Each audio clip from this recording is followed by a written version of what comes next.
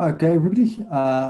Hello, and thank you all very much for joining us today. I think we're going to get started with today's session. So thank you very much for all joining us at today's session on job hunting as a recent graduate. My name is Tom Davis, and I'm a Graduate Employability Officer at the University of Leeds Careers Centre. I'm delighted to be joined by Danielle Buckland from the Graduate Recruitment Bureau.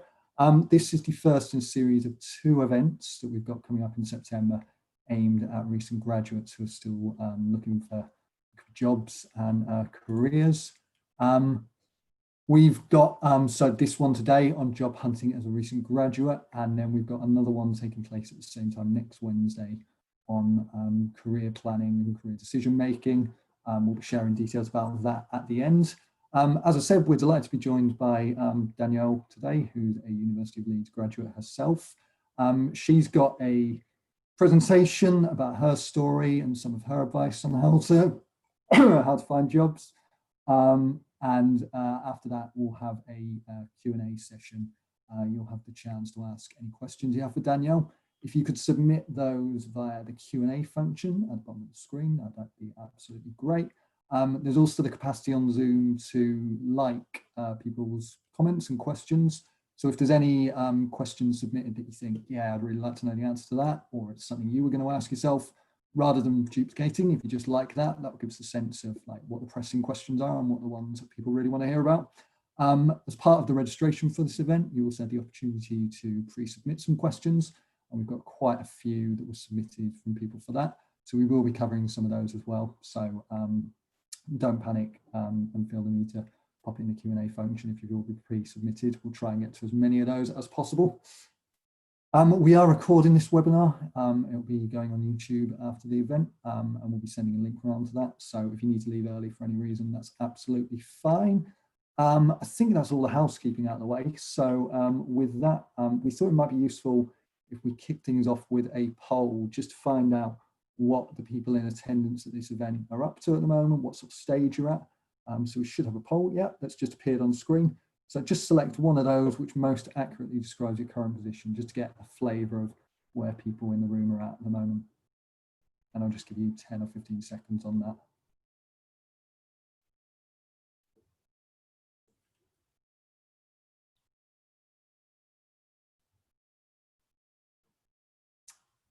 Okay, shall we have a look at where we're up to with those results? So 26% of people in a job at the moment but looking for a different job, 56% of people currently out of work but looking for another job, and then a few people taking time out, considering further study, that's absolutely fine. It's useful to get a sense of where people are up to in the room, but actually wherever you are at the moment, hopefully this session can be of use to you. And also, wherever you are at the moment, we just wanted to let you know before we start that this service is still here to help you as a graduate. So as a graduate, you can access pretty much everything you could as just struggling to get on to the next slide. Okay. Ooh, I'm just struggling. Sorry about this. Give me a second. Okay, there we go. We got there eventually. So yeah, as I was saying, as a graduate of the University of Leeds, you still have access to a lot of support from the Careers Centre. Your support and what you can access doesn't change much as a graduate compared to what it was as a student. A few things you can do. Don't worry about these links, by the way. They're not in a very clear colour, but they will be shared in the email after the event. So you can register as a graduate on My Career, which is our career management system that we use. You may have been familiar with that as a student. That gives you access to online appointments, all our events, many of which are still taking place online at the moment, given the current situation, and all our online vacancies. Plus the 2020 website, whether you're a 2020 graduate before that, there's loads of useful resources, webinar recordings, blog posts, up-to-date information that's taken place since the COVID pandemic started, and it's differed into different groups. So depending on what stage of your career planning you're at, you can have a look at that. LinkedIn Learning, we have graduate access to LinkedIn Learning, which is a spin-off of the main LinkedIn platform, a career sort of development tool. You can learn new skills, develop new things, If you think you've got gaps in your experience that you'd like to address before entering the world of work, that's a really good way of doing that. So there's a link there which we'll send around, which shows you how to access that. And there's also the Leeds Internship Programme, which is a program of exclusive paid graduate opportunities, which are only advertised to University of Leeds graduates. So it's really good because, yeah, you've got less competition, basically. Opportunities are being advertised now. We tend to only have a few on at any one time, given the exclusive nature of it. You can see a couple of the ones there. I think as well, it's worth pointing out, internship, people often think that's very short-term things. Actually, a lot of the things that are advertised through the Leeds Internship Programme are either permanent or sort of medium long term. So there's a lot of 6 to 12 months things. So even the things that aren't permanent, often quite long term. You can sign up. I don't know whether that QR code will work on here, but if you have got your phones and you want to try it, give it a go. Again, this link will be sent around afterwards, so don't worry too much if you haven't. And there'll be more roles coming at the end of September, early October. So well worth signing up to get updates on that, even if either of those take your fancy. So that's kind of my bit. Just generally as well, don't be shy to contact the Careers Centre. Use us if you need any help with CVs, applications, interview advice, anything like that. We're still available for you as a graduate, and obviously we're well versed in doing stuff online now. So even if you're not based in Leeds, that's absolutely no problem. But that's kind of me done for now. I've done my intro. As I said, we'll come to questions at the end. Do pop them in the Q&A bit as we go, though. Don't be shy about getting those and like those questions if there's one you like the look of. But without further ado, I will hand over to our main speaker, Danielle from the Graduate Recruitment Bureau. Over to you, Danielle. Hi, Tom. Thank you very much for the introduction there. And yeah, thanks for joining, everybody. It looks like we've got over 100 people watching today, which is absolutely fantastic. What I'd like to do is tell you a little bit about myself, but let's go and do another quick poll. So what we would like to do is really find out what everyone's biggest hurdles have been so far when looking for a graduate job. So I believe the poll is in front of you, and I think you should have about 30 seconds or so to quickly fill that out.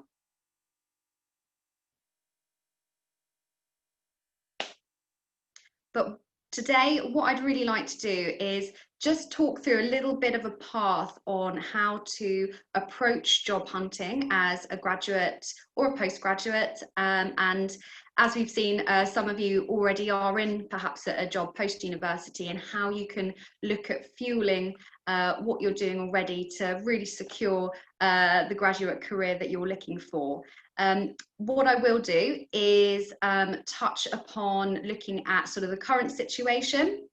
I'll look at how to approach your job search generally, where to look for jobs, because often we look in just one place, and there are many different ways we can go about looking for jobs. We will then discuss skills that are in demand by employers at the moment, and a few tips on how to make yourself stand out in the workplace and in the recruitment processes, as well as how to stand out at interview or assessment centre. So quite a few different things we will do, and then a Q&A at the end quickly as well. So I think the polls should be in, so it'd be great to look at those results. Okay, so as for the biggest hurdle, not having enough experience for jobs. Okay, that's certainly something that we can talk about today. And lack of available graduate jobs, not knowing where to look. Okay, that's something we'll touch upon, and not being sure of which direction to go in. So with all of those, all extremely valid and very relevant, and I think we'll probably touch upon answers for all of those questions. And like Tom said, any questions as we're going along, please do put them in the chat function at the bottom. But just quickly, so just to give you a bit of an overview on myself, so I graduated from Leeds University in 2009. I studied philosophy and politics. And yeah, my job search understand how everyone is feeling at the moment. It was certainly quite challenging back then, but yeah, there are lots of things we can do to make that job search a little bit easier. But I have 10 years experience nearly in graduate recruitment. So I work for a company called the Graduate Recruitment Bureau. We do a huge amount of graduate roles in industries as varied as IT and finance, through to engineering, sales, marketing, operations, supply chain, so a bit of everything really.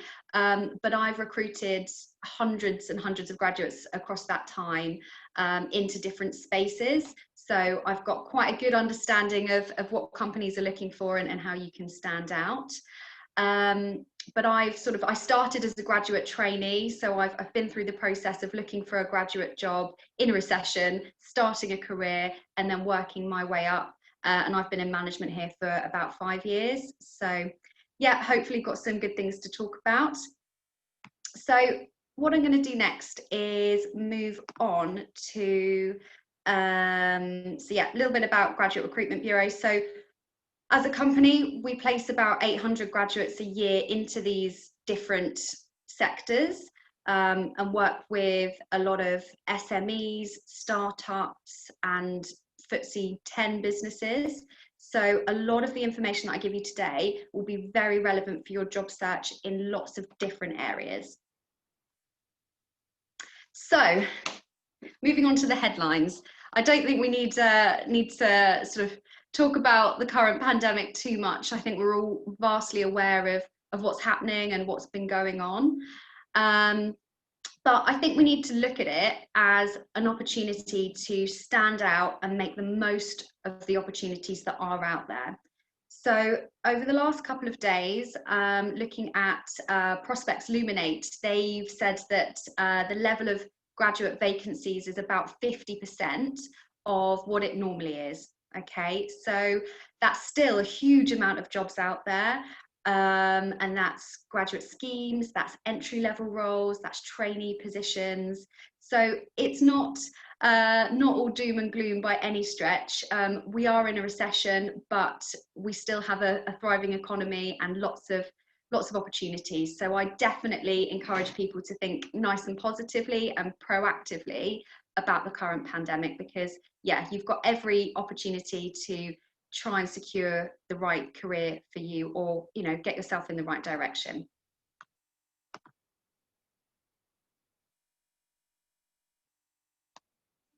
So which jobs should you apply for? This is a great question. A lot of people ask, and really a lot of this comes down to what skills do you want to use? There's so many industries. I can't really go into every single one here, but you have to look at the skills that you've gained from your degree. That's the first place to look. So have you done a business degree or a business related degree? That's really going to help you look at perhaps more of the commercial opportunities that are out there. Perhaps in sales or marketing or advertising. You may have done more of an analytical degree like mathematics or economics. Those degrees, the skills that you've got, they're your analytical skills. So look for careers in things that are going to build upon that, like perhaps commercial analytics, finance, IT, consultancy. You've got lots of opportunities there with your analytical skills, and analytical skills are often very, very, very in demand, so build upon them. What I would also say is remember your skills that are from outside of your degree as well, like your, you may have done extracurriculars, you may be sporty, you may have a second language. Think about all those things that you can bring to the table, because as a graduate, you're going to have far more skills than you're possibly giving yourself credit for. In particular, one of them is very often your communication skills. So we hear quite often from graduate employers that graduates are very good at being emotionally intelligent and can communicate verbally in really positive business-like ways, so communicating in a commercial setting. And those skills are absolutely integral to your graduate job search, because it's what gets you networking and speaking, and yeah, really try and utilize your verbal communication skills as much as possible in this process. One thing I would say, which kind of correlates a little bit with the current pandemic, is think about the skills that you have and what sectors they could be useful for. So at the moment, it would probably be sensible to not focus your search on things like aviation or tourism industries. Still do that, but if you want to go into that, but look more broadly as well, because there are industries which are thriving at the moment. You've got cybersecurity, tech consultancy, healthcare. These industries are doing really, really well. So think about how might your skills fit an industry that perhaps you haven't considered so far.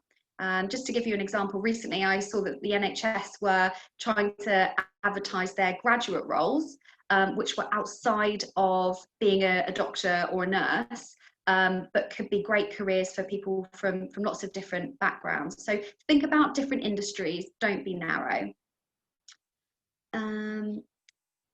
Yeah, also I mentioned this briefly before, but think about different types of businesses. So you have your startups, which you may have never heard of, and on the other hand, you may have your big FTSE 10 businesses that everyone's applying to because they've got the big schemes. Really think strategically, how do I want to approach my job search? Do I want to just go for the jobs that are the schemes, or do you want to also go for the entry-level positions that are still graduate jobs, but might be easier for you to get into those big businesses or get into the industry that you want to? Yeah, and I think, just in terms of my feedback as a recruiter, make sure that the jobs that you're applying for are the jobs that you really want to do. Don't apply to everything and anything, because the recruiting company or the hiring managers will see that you don't really have that passion. So think about, what do you really want to do? How can you use your skills, and how do you want to use your skills? And really research what industries are out there. So you've got lots of different things like Prospects, Milk Round, Careers Services, GRB website, lots of things for you to, or tools for you to go and research, right, what job might I want to particularly do, and how does that fit my long-term goals? But certainly do your research.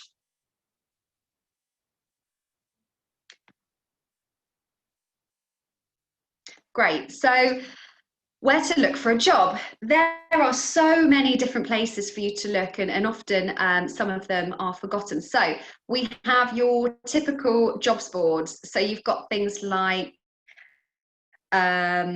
Reed, Indeed, Monster, Glassdoor, all of those sort of job boards that are used for all different manner of graduate jobs. You can type in keywords, you can type in examples like graduate marketing executive, but those jobs boards are very, very, very good, and they normally are a pool of jobs from lots of different places. So they work on an algorithm picking up lots of jobs. They're there for you. So if I was looking for a job, that would be one of the key places to go to. I would also definitely utilise your career service at your at Leeds University. I did that myself in my second year. I did an elective course to find out about employability studies, and yeah, that got me into thinking about recruitment as an industry. But certainly you've got the advice that a career service can give you is brilliant, and they can often give you quite a lot of time as well, and their knowledge on different industries. So definitely utilize that if you haven't done already. Again, recruitment consultants can be brilliant. So we do graduate recruitment into lots of industries. There are also industry specific recruiters. So if you wanted to go into management consultancy, for example, then I would definitely recommend doing a bit of a Google, which recruitment consultants specialize in management consultancy, and get in touch with them directly and get your CV over to them. And again, many recruiters will recruit at different levels. So it's always worth you getting your CV to as many as possible, especially local agencies if you are in different cities and towns across the country. The two areas that I think are often forgotten are company websites. So if you know the type of business that you want to work for, perhaps you've got a passion for FMCG, I would definitely advise going onto the websites of these businesses and looking to see what they've got. Often they've got a few roles up there or things posted every couple of weeks, and that will give you an opportunity to apply on their website, so gets your CV to the top of the pile. Equally, if you've got a real passion for an industry and you know a company that's out there and you'd love to work for them, then why don't you send through a speculative CV? Very often these companies, when they do start hiring again, which may be 2-3 months down the line, so not very long, your CV is then there for them to go to. So that's often a forgotten avenue, but if you're nice and proactive, it can really work in your favour. So yeah, company websites is great. And don't forget just to network. So who do you know? Who do your parents know? Who do your parents work for? Perhaps your parents' friends. You might have friends that graduated in the last couple of years. It's worth speaking to them. How did they get their job? Do they know anybody? Yeah, really just having conversations with people and thinking, every person I speak to that's in work could be someone that helps me get that little bit closer to the job I want to go into. So a few different options there. Yeah, very, very, very useful. One little tip I'm definitely going to give you guys is always have your phone on and pick up calls to unknown numbers. So quite often recruiters or companies will call you to offer you an interview or talk about your CV. And if you haven't got your voicemail set up and you don't pick up calls to unknown numbers, you might miss out on that opportunity. And I see it very regularly. Someone calls me back a week after I've called them, and the job is gone and they've missed it. So definitely get that voicemail set up and definitely be aware of who's trying to reach out to you, because often, especially in this climate, recruiters and internal recruiters might be they might not call you back as many times because there's so many people, well, more people looking for work. So just keep your ears and eyes open for everything.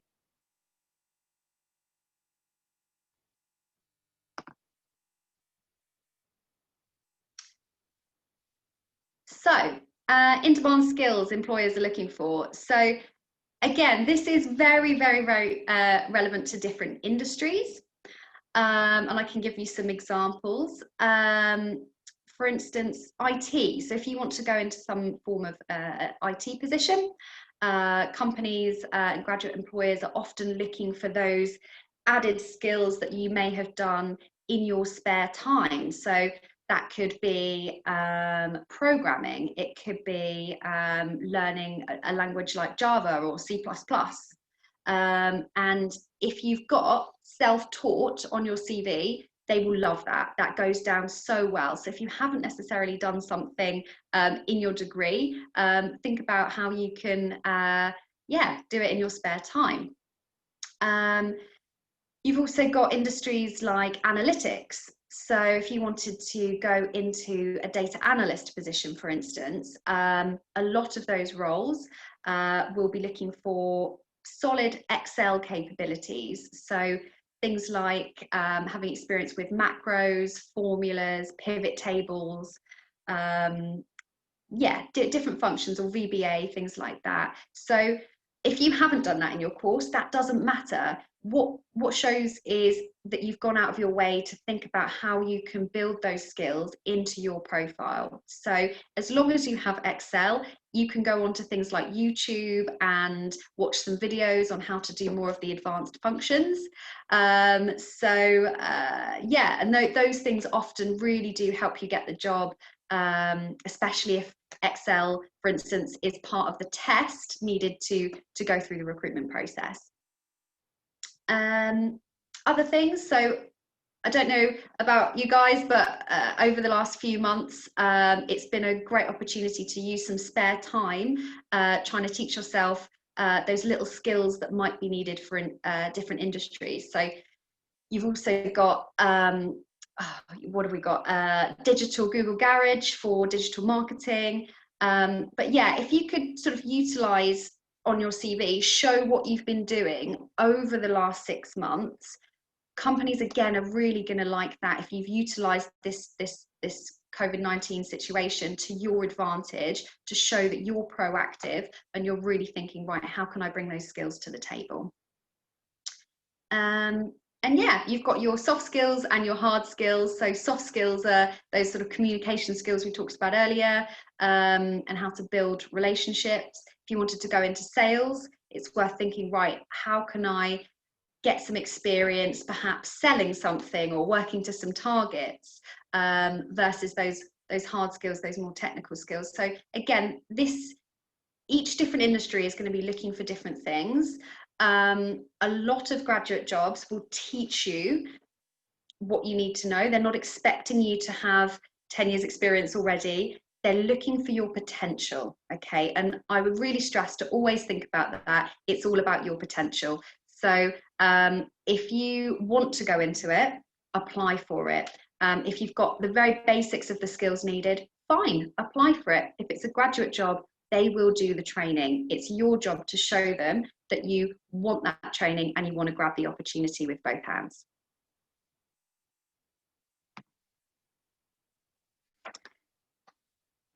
So, how to stand out in the job market. So one question people ask me all the time is, how can I make my CV that little bit better? So my advice here is to have a 2-page Word document CV.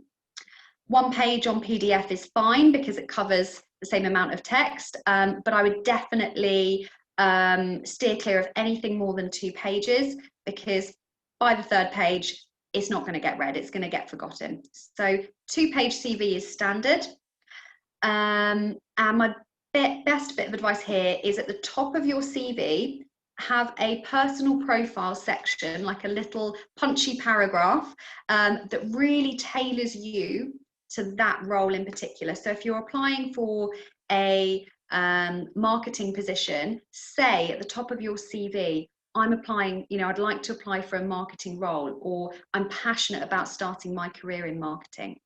Because that first bit is the first bit that a company is going to see. So if they can see that your motivations are there, perfect.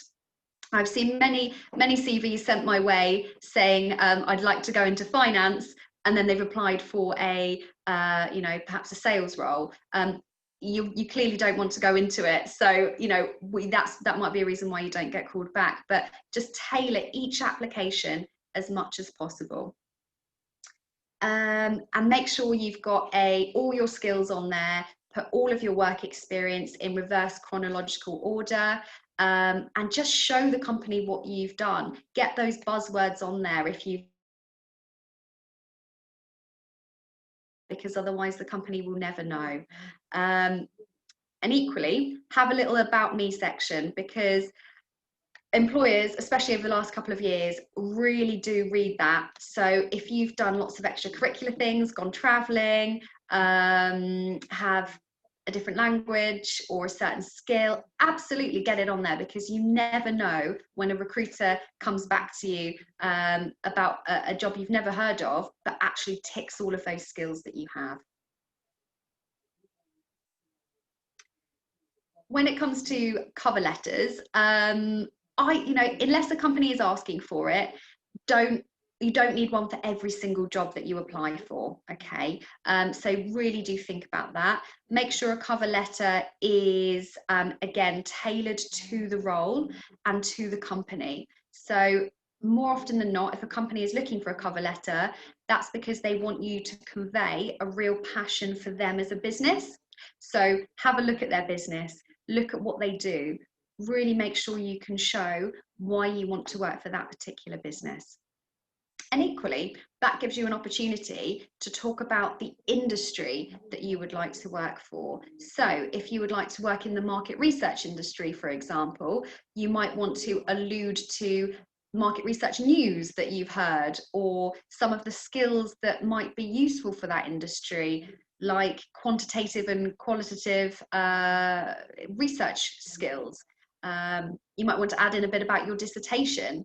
But make sure that your cover letters are tailored to the role rather than just stating that you want the job. That will really go in your favour. If you have a master's degree, often these aren't a necessity, but they are a nice thing to have if you have them. Make sure that you are selling yourself and you're selling those extra skills that you've got over and above your degree. Another really good thing is LinkedIn. So if you haven't got one already, get yourself a LinkedIn profile. Gives you an opportunity to highlight that you're looking for work. Gives you an opportunity to talk about your experiences and your degree, and any extracurriculars that you might have. And importantly, gives you an opportunity to talk about the industry that you want to go into. So again, try and convey that passion for a particular industry or a particular type of job on your LinkedIn profile, because again, a lot of employers will look at that profile before inviting you through to an interview. So make sure it's nice and tailored properly, and you're not saying, oh, I just want to go into sales and then applying for a consultancy role. Make sure things do tally up, because employers will look at that. Yeah, and I think with anybody that is looking to change career or change industries, a lot of this is exactly the same. If you have 2 or 3 years experience in a particular industry and you want to go back into a graduate job, absolutely, you can still do that at any point, as long as you have graduated in the past. But make sure that you're tailoring your applications to that new industry. So if you have experience in town planning, for instance, and you want to go into digital marketing, they seem very different, but both jobs will have an element of client interaction and data analysis. So you want to be thinking of those skills that marry the two. How can I get those skills across in my applications? So that's important, but certainly you can move industries at any point. Just be aware that the salary might go down a little bit if you're going back to graduate level, but things go up again quite quickly.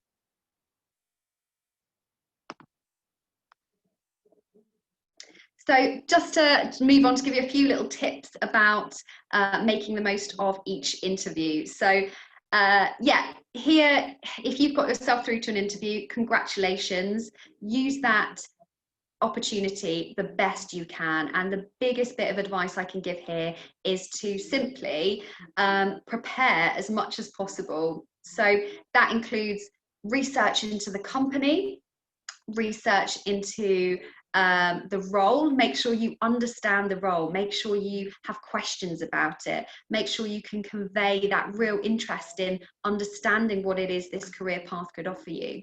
So research is absolutely key for that. You want to yeah, make sure you know your CV inside and out. Research your interviewers. Who are they going to be? Have a look on LinkedIn. Yeah, that might give you some opportunities to think of some questions that are just related to them. Yeah, if you can go into a business and really show a passion for them, that speaks volumes. So do your research as much as possible. What's quite sort of leads on from that as well is make sure you understand the interview process. So is it going to be a one-on-one interview? Is it going to be an assessment day? How many stages are there? Is there going to be a test? This is your opportunity you need to ask these questions, because sometimes they won't tell you at the beginning. So ask these questions straight up, know what is expected of you, and again, prepare for it. There's lots of advice out there on how to prepare for assessment centres and one-on-one interviews. So if it's a competency-based interview, make sure that you have done your, you've got the STAR technique out there, where you can prepare around situations, tasks, actions, and results. And often, if you've done that preparation, it's great for all of your interviews that are upcoming. So really here, knowledge is key to make the best of all of the interviews that you get. And to do your best, but don't put too much pressure on yourself. Not many people get the first job that they interview for at graduate level, and often it takes a little bit of time to understand what to do and how to put your best foot forward. But key pointers here and key tips are: do your research, ask lots of questions during the interview, and if you don't get the job, think about, how you can use that as an opportunity. Take that feedback and build that into your next interview. So if they're telling you you didn't give enough depth to your interview questions, for your next interview, you then know to prepare around depth. But often people don't ask for feedback, but please do, because it's, there's fewer jobs around, so you want to make the best of each of those interviews.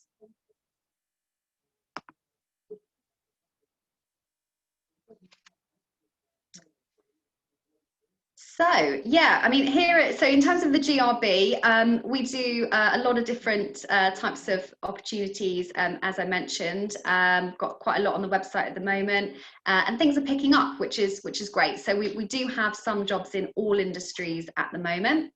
Our website is great, so please do go and have a look at grb.uk.com. Not only are there jobs up there, but there's loads of careers as advice for you as well. So where to look for work, how to prepare, how to write a good CV templates, and we also have recently started, there you go, there's the website. We've also recently started a career mentoring service. So if you are feeling like you really do need to talk to somebody and not sure which direction to go in, which career path to apply to, you can apply for, to find a mentor, and we'll match you up with somebody. So yeah, there's a new option for you there. And yeah, we've got a few links here, which I think will all be sent round. And then, yeah, I think Tom is going to come back now, I think, for any questions that have come through whilst I've been talking. Yeah, fantastic. Thank you very much for that, Danielle. Really interesting talk and a lot of good advice there. So we've been receiving questions as we've been going. As I mentioned at the start, we did also give you the opportunity to submit questions when you registered for this event. So I think we'll just kick off with a couple of them to begin with, and then we'll move on to some of your questions. Also, just to say, while Danielle was talking, I did try and answer a few of your questions that came in. They should be in the answered section of the question and answer bit.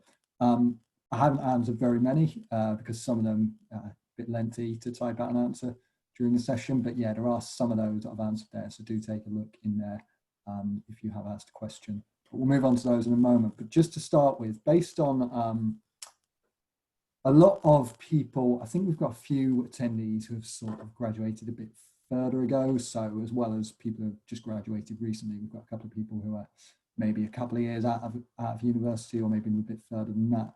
And there's a lot of talk about, in the questions, about confidence building, how that impacts on your chances of getting a role. So I guess to begin with, if it has been a little while since an individual has graduated and they either haven't got a job or still figuring out what to do you think that's a problem? And what tips do you have for addressing those sort of gaps in someone's employment, even if they've been quite short? Yeah, that's a great question. And often it's actually a misconception that a gap is going to be a problem.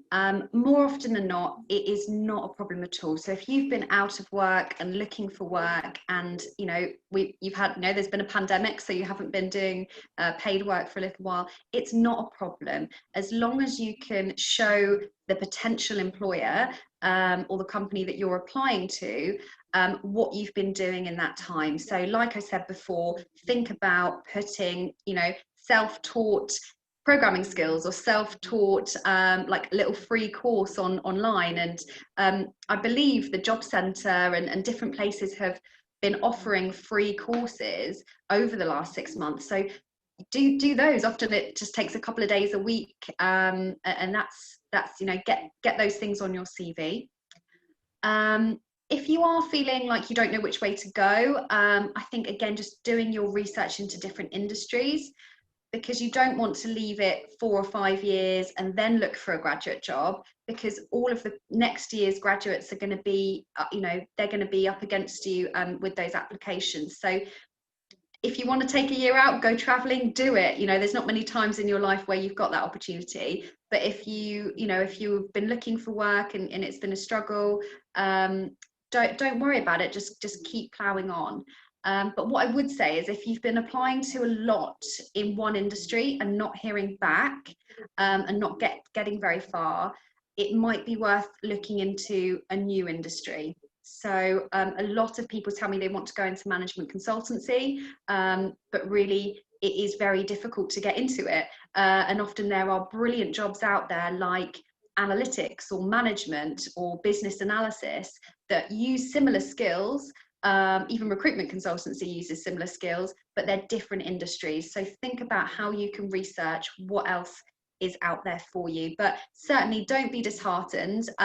If you struggle with having a bit of confidence at interviews because of a gap, just fake it till you make it is a great saying. You want to just go into that interview with all that confidence, all that possibility, and all that sort of desire for the job. And often that is what gets you the position. So just be as confident as possible each time. Yeah, I think that's really great advice. Thank you very much for that.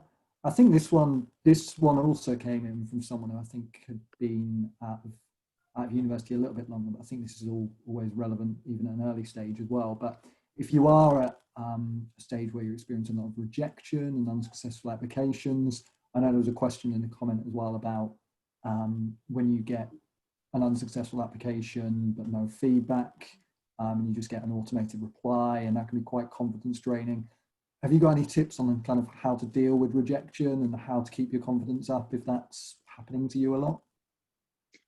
Yeah, definitely. My biggest bit of advice here is just please do not take it personally.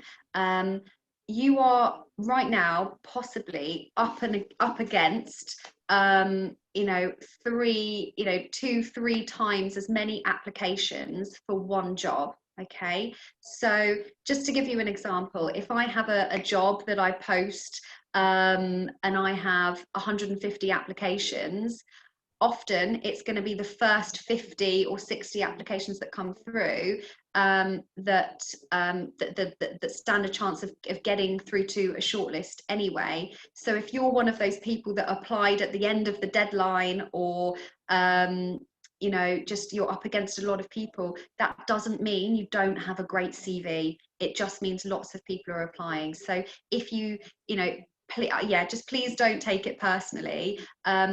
My biggest bit of advice here is just keep applying to as many jobs as possible. Think strategically. So make sure your CV is tailored, make sure your cover letter is tailored, make sure your CV is the best that it can be, and utilize those different places where you can look for a job, and do all of that. And if you do all of that, you will hear back. But yeah, I do completely sympathize in this climate, but please don't take it personally. It's just that you're up against a lot of people.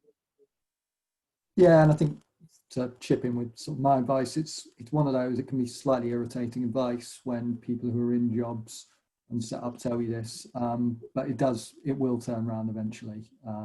even if it's been a lengthy process, you know, you will get there in the end. You've got skills and experience, and it can take a short amount of time, it can take a long amount of time, but you'll find you'll get there eventually. So yeah, it's kind of cliched advice, but keep your head up if you can, it will turn around. Another just to chip in there as well, Tom, in the last recession, there was actually graduate employers did see a shortfall come the autumn. So yeah, that I think is just worth bearing in mind, that there might be a lot of companies that have pulled graduate roles or decided not to do the scheme this year, but then once we get into autumn and towards Christmas, they might actually have some shortfall or decide they want to you know, hire again. So yeah, it's picking up week by week, but yeah, just please do keep at it. Yeah, good advice. Another sort of theme we were getting from some of the pre-submitted questions was about changing careers, or even if you weren't established in a career and changing career paths. What would your advice be for anyone who's looking to, I know we touched on it a little bit in the presentation, but your advice for anyone who is looking to change careers? And someone even asked, is it advisable at the moment in the current climate? Yeah, that's another really, really good question. I think, you know, if you're in a job and you're looking to change careers, I would really, you know, get you to think, is this the right moment to change careers if there's not many positions out there that you like, that are in the industry you want to move into? So, you know, in many ways right now, being in a job is a great position to be in. But certainly start, if you do feel like it's not the right career path for you long term, then it's never too soon to start thinking, right, what do I want to do? And if you're not sure, get networking, get researching, talk to your friends about what they do. Often, you know, I'm speaking to my friends that also graduated 10 years ago, and I actually have no idea what they do on a daily basis until I ask them. And it's actually often really interesting and things that I've never thought of or considered. So just start talking to people in those industries, linking in with perhaps people in that industry that you might want to go into. Often people are great and they might look over your CV for you or give you some advice if you reach out to them. You never know. But in terms of actually moving industry, it's you can do it, absolutely, because the most important thing is you have that desire to move into that new industry, because they will train you and they will give you those skills. And if you can get a really tailored CV over to them, then they'll know that that's what you want to do. So like I said before, if you're in an industry like, let's say you've been working in sales and you've got some experience, but you feel that perhaps your heart isn't in it for the rest of your life, that's no problem. The skills that you're going to have gained will be brilliant. You'll have networking skills, you'll have perhaps presentation skills, selling. All of these skills can be used in many, many industries, from consultancy to marketing to IT, everything. So you often have a lot more skills than you give yourself credit for when moving into a new industry. But just don't, if you're in work, start looking. But if you're out of work, then it's never too soon to start tailoring your applications to that new industry. And if you use that tip for tailoring the top of your CV to that new industry, then at least that company will be able to see straight away that you want to move into that industry, rather than them looking at your CV and thinking, oh, this person's come from a very different background, they obviously aren't interested in the role. You need to really highlight that you are. Yeah, absolutely. Good advice there. So we've had a lot of questions through on the question and answer function on this. Right. So we'll get cracking with a few of those, I think. And people have been using the like functionality as well, which is great. So I am going to be fairly democratic, at least to begin with, and we'll start with the ones that received the most likes. So by a bit of a distance, I think the most popular question we've had through is from Martha, who asks, any advice about looking for jobs in the non-profit sector? A lot of job searching websites are focused on other types of careers, for example, marketing, business, IT. So I guess if we can make that a two-part question, firstly, do you have any advice about looking for jobs in the non-profit sector?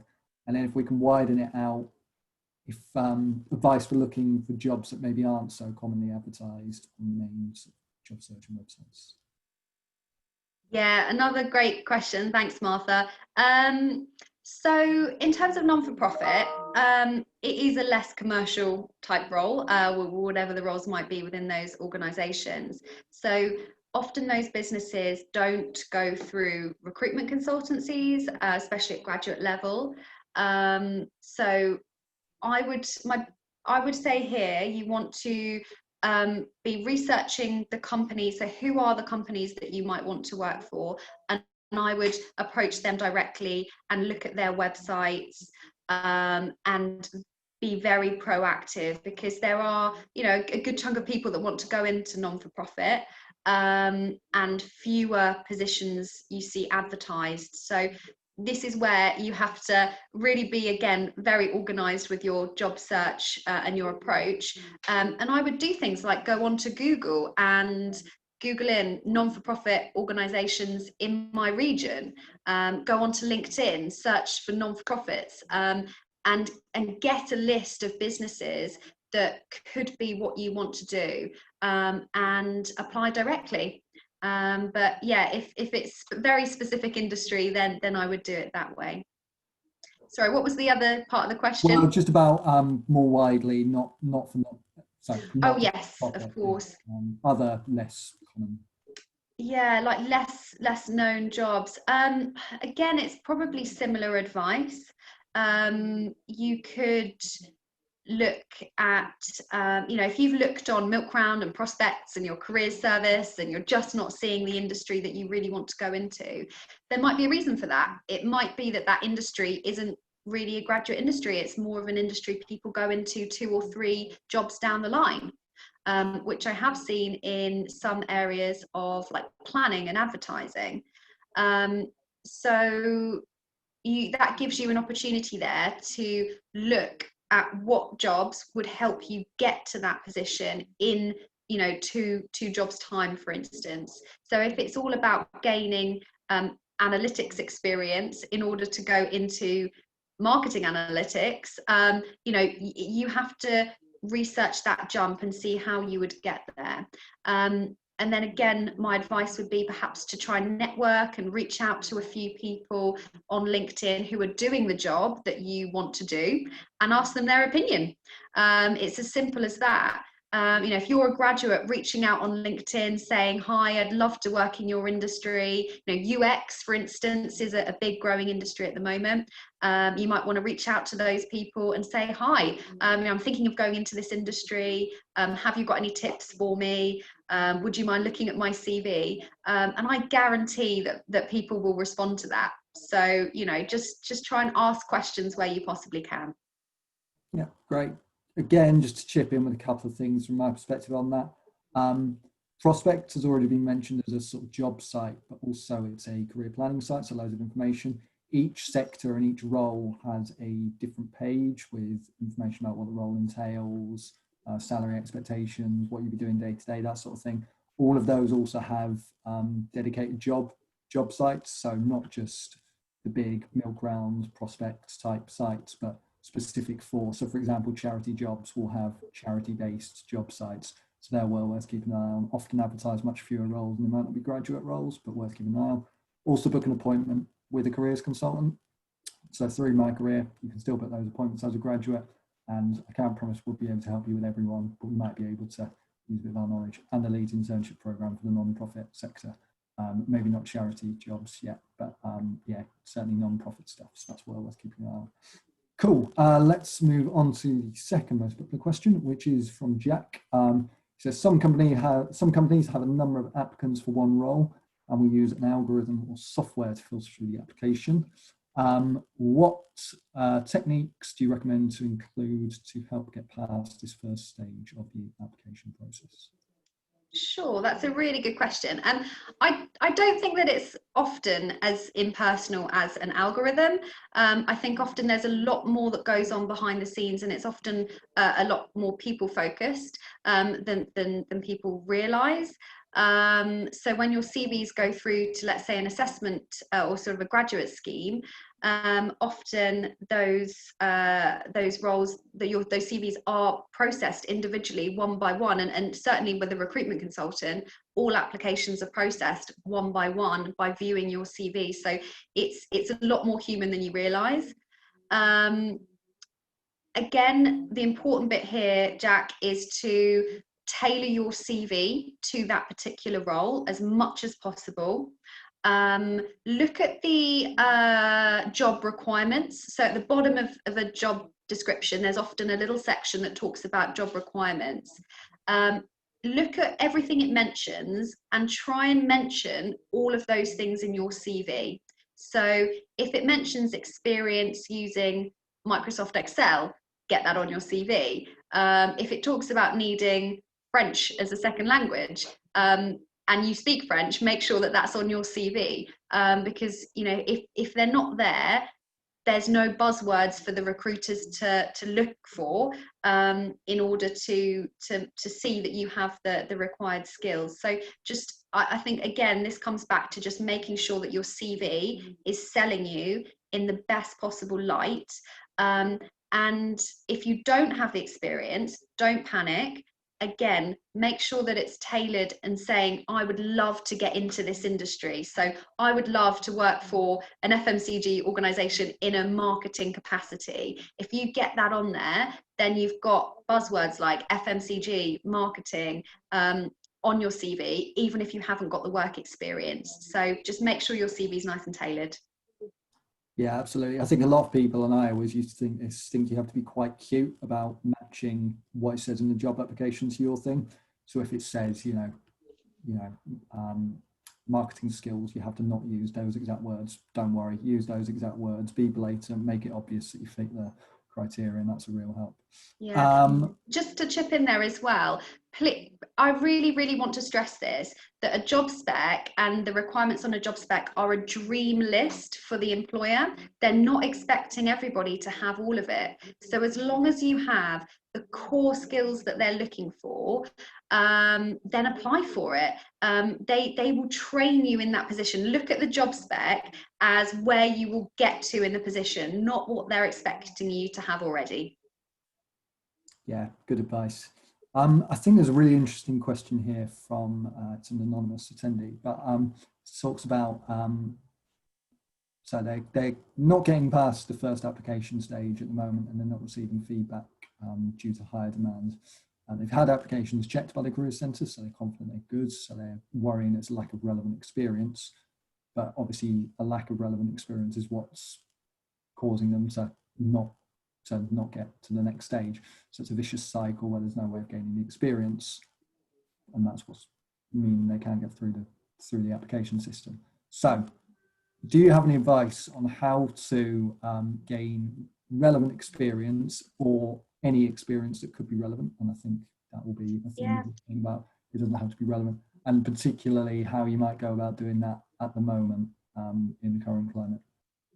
Yeah, that's a great question. And I think there's different ways of looking at this, really. If you've sent out lots of applications and you're just not hearing back, then I think it's time to diversify what you're looking for, and really sort of spend that time looking at opportunities. So for instance, I hear a lot of people say, oh, I want to do anything other than sales. And I think, well, so many jobs out there have an element of sales within them, but they're not what people think of as sales. So sales isn't necessarily by any stretch, especially at graduate level, knocking on people's doors, but there are roles out there that might give you some brilliant experience in a sales type environment where you're speaking to clients on the phone or businesses on the phone, which brilliant experience, just having that kind of interaction with external parties.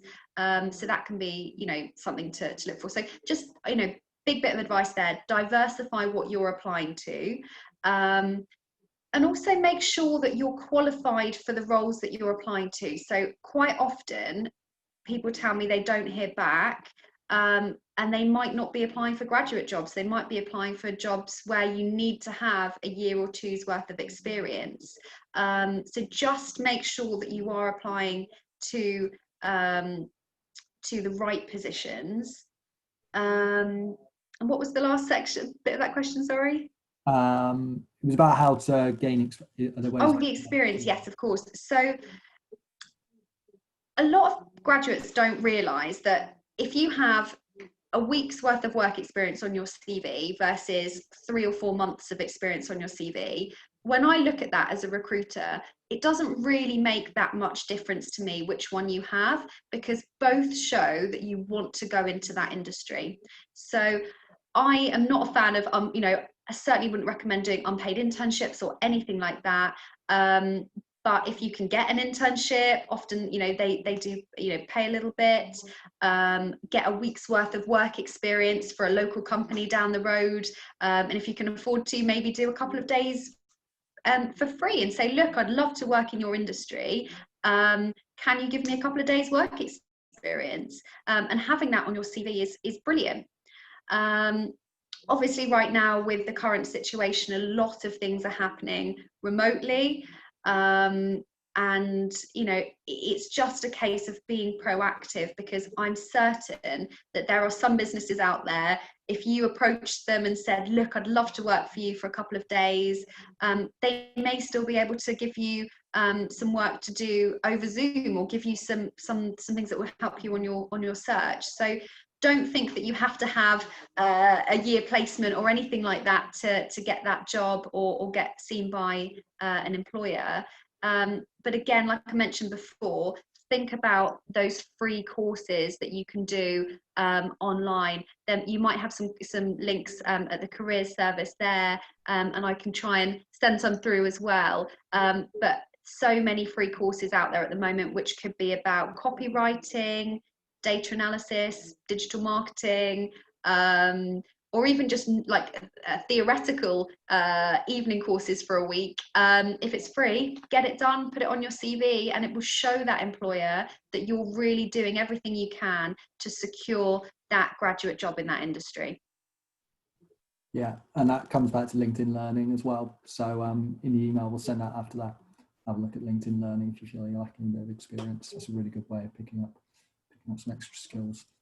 We have ticked just past 1:30. I can see a few people are leaving, but I think Danielle's free to stick around for a little bit longer. So we will just carry on for 10 or 15 minutes longer. But yeah, if you do need to leave, then absolutely feel free. So next question, one that got a few likes, so we'll go with this one. It's quite a specific one, but see, people want to know about it. When an employer asks for an expected salary or a salary requirement, how do you answer that question in a way that's not deemed too high? They will have previously researched the average salary for the role. And when would that sort of question normally come up in your experience, if ever? Yeah, that's a brilliant question, actually. Really, really, really good. So when it comes to salary, I think you just have to be honest with what you're looking for. So if you are looking for 20,000, tell them that. If you're looking for 25,000, tell them that. You really have to look at the parameters of each job you're applying for. So most jobs will have a salary bracket attached to it. If the salary bracket is there for a fresh graduate, again, just be honest with what you're looking for and be able to back up why they should offer you that salary. So if there's a salary bracket of between 20 and 25,000, but you're looking for 22 and above, because the job's in central London and you just need that amount, be able to back that up with why you're looking for that particular amount. So it's a tricky one. What I would suggest definitely don't do is when a company offers you a job and that it's within that's what they are looking to offer, trying to negotiate much higher than that in this climate is probably going to be quite difficult. especially if you know the bracket going into the job. But yeah, I think just be honest with the potential employer about what you're looking for. And remember that graduate salaries go up. A lot of people forget this. So we've got plenty of clients where the salary might start between 20 and 23,000, let's say. And after 6 months, after the probation, that will jump up to potentially sort of 26,000 quite quickly. So always remember that it's just the starting point. Almost every company has a salary review in their first year. And once you gain that experience, your salary will go up and up and up. So just don't shoot yourself in the foot by saying you're only looking at salaries over 27,000 or something, because you will miss out on so many fantastic opportunities, which may start slightly lower but go up to that within no time. Yeah, very sound advice there. So let's just do a couple more questions. Let's have a look what we've got.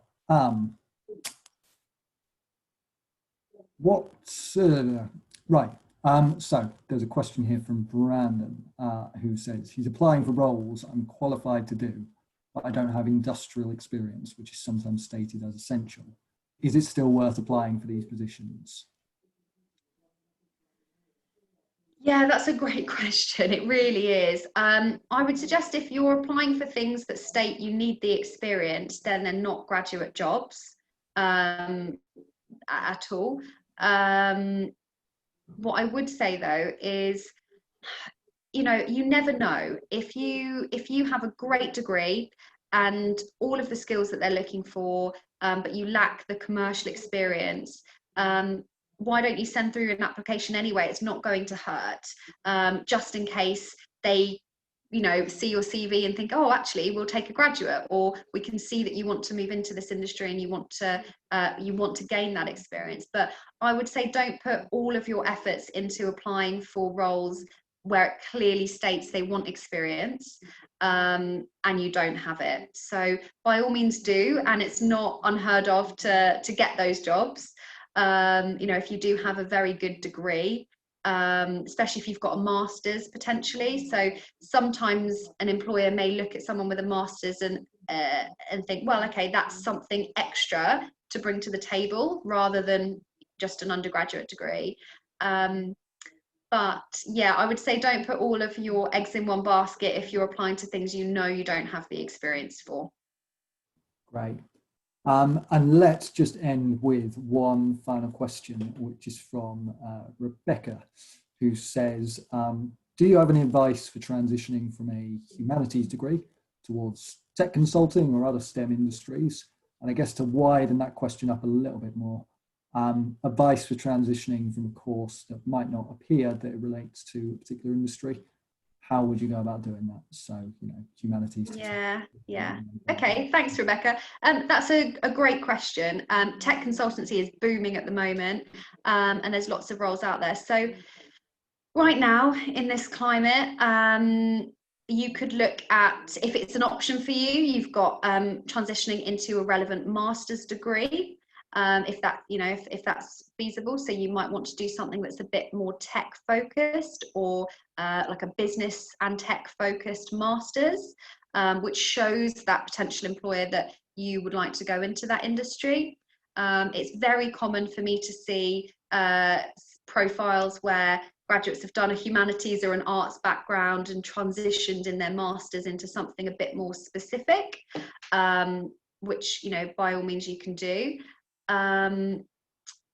Again, I think it comes back to looking at how you tailor your CV and how you are building your skills that are relevant to that new industry. So if you want to go into tech consulting specifically, there are businesses out there where you might not necessarily need a tech degree because they train you, as long as you can really show them that that's what you want to do. So tailor your CV to tech consulting. Try and get some relevant industry skills on your CV, so any of those tech packages that you can learn in your own time, and just try and incorporate technology into your overall profile, that could be good. Again, with consulting, it's about showing that you've got great communication skills, so you might get some experience in sales or marketing or management, and all of those things will help you go in that direction. So as long as you're tailoring your applications, trying to get maybe a little bit of work experience, or thinking of those other wider things you can do to get noticed, then you've got to think about it in that sort of logical fashion. Yeah, fantastic. Couldn't agree more. And yeah, always think about the transferable skills. Think about, those things that you've learned through your degree and through your work experience. So much of that is relevant, and look at what they're asking for. And don't be scared. Don't be put off just because you're from a degree that doesn't necessarily fit. You'll see statistics all over the place where, a very small percentage a lot of the time are actually recruited from degrees that we'd think are a traditional fit. So have the confidence to apply for stuff. Yeah. Okay. I totally agree with that. And I just wanted to say that, just because a job says, ideally, we are looking for a life science degree, look for the word ideally. It doesn't necessarily mean that that's the only type of background that they are open to. They might be open to all manner of different degrees. And I speak to companies on a weekly basis about what their requirements are, and probably about 75 to 80% of the time they tell me, we've got an ideal area of graduate degrees that would suit the role, but we're really open, and as long as somebody has that drive and motivation and the core skills, then that's enough. So do look for that, because there are plenty of jobs out there where you might have a slightly left of centre degree for the industry, but again, as long as you can show that interest, you've got every chance of getting the job. Yeah, absolutely. Okay, great. Well, thanks so much for that, Danielle. That was really useful. Apologies to those of you whose questions we didn't get round to. Unfortunately, you were a very chatty and inquisitive group today, so we didn't manage to get to everyone's. If you didn't get the chance to have your question answered, I put an email address into the chat, which is graduatesupport@leeds.ac.uk. Do feel free to send any questions through to there, or book an appointment with a careers consultant through My Career, and they'll be able to help you out. I also deliberately, there was a few questions from international graduates there as well, or questions about international focused stuff. We've got another session taking place next week on, at the same time, as I mentioned at the start, about how to choose a career and setting goals. Sam, who's appearing at that session next week, she is an Indian graduate who studied in the UK and is now working in the UK, and she's happy to talk about her experience as an international graduate searching for work in the UK. So we'll roll those questions over to next week, and we'll make sure that Sam gets to a few of those. But I'd just like to say thank you very much to Danielle for her time, and we'll say bye to Danielle now. And yeah, we'll be around next week. We'll be around next week as well. So if you haven't already registered for that, it'll be sort of more topics covered and another perspective from another Leeds graduate. And I hope you'll be able to join us there. Thank you all very much for your time and your questions. And we'll be sending an email through shortly. Yeah, and just to add there as well, for anybody that hasn't registered with the Graduate Recruitment Bureau already, please do, because if you go onto our website, it's really easy. Register your CV, register your career choices. We will come back to you, and we will send you jobs from our side that match your requirements. So please do, get your stuff on there. Talk to your housemates as well. Get them to register their CV. And if anyone has any further questions for me, then please do feel free to get me on LinkedIn and send me any questions, and I'll definitely come back to you. Great. We hope you've all found that useful. Thanks a lot for joining us, and we hope to see as many of you as possible at next Wednesday's session. Brilliant. Thanks, Tom. Okay.